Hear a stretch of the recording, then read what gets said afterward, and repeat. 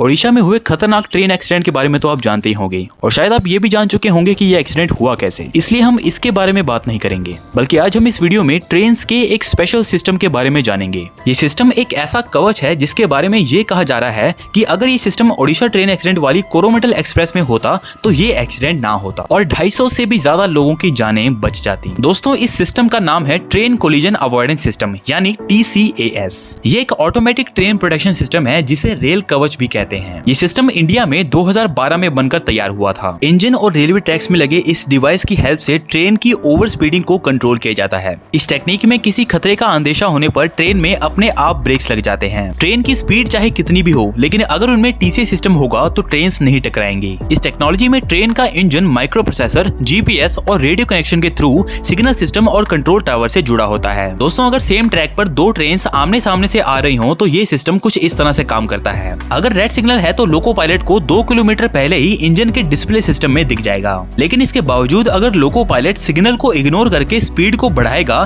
तो कवच system activate हो जाएगा। सिस्टम इमीडिएटली पायलट को अलर्ट मैसेज भेजेगा और ऑटोमेटिक ब्रेक सिस्टम को एक्टिवेट कर देगा, जिसके बाद लोको पायलट का ध्यान हो या ना हो, लेकिन ट्रेन अपने आप एक सेफ डिस्टेंस पर रुक जाएगी। बट अनफॉर्चुनेटली अगर सिग्नल को इग्नोर करने की वजह से दो ट्रेन सेम ट्रैक पर सेम ही डायरेक्शन में आगे बढ़ रही हो तो पीछे वाली ट्रेन को कवच सिस्टम ऑटोमेटिक ब्रेक्स लगाकर रोक देगा। दोस्तों, इंडिया में कवच यानी TCAS सिस्टम की टेस्टिंग अक्टूबर 2012 में ही हो चुकी है, लेकिन टेस्टिंग सक्सेसफुल होने के बाद भी UPA और NDA ने इस पर होने वाले काम को आगे नहीं बढ़ाया। 10 साल बाद मार्च 2022 में रेलवे मिनिस्टर अश्विनी वैष्णव और रेलवे बोर्ड के चेयरमैन ने इस सिस्टम की एक बार फिर से टेस्टिंग की। टेस्टिंग कंप्लीट होने के बाद अश्विनी वैष्णव ने सभी इंजन्स में इस सिस्टम को लगाने का ऑर्डर दे दिया, लेकिन हैरानी की बात यह है कि एक साल बीत जाने के बाद भी देश के 13,215 इलेक्ट्रिक इंजन्स में से सिर्फ 65 इंजन्स में ही इस सिस्टम को लगाया गया है। दोस्तों, ओडिशा ट्रेन एक्सीडेंट को लेकर ये बात कही जा रही है कि सही से सिग्नल नहीं मिलने की वजह से ये हादसा हुआ है। अगर कोरोमंडल एक्सप्रेस और बेंगलुरु हावड़ा सुपरफास्ट ट्रेन के इंजन्स में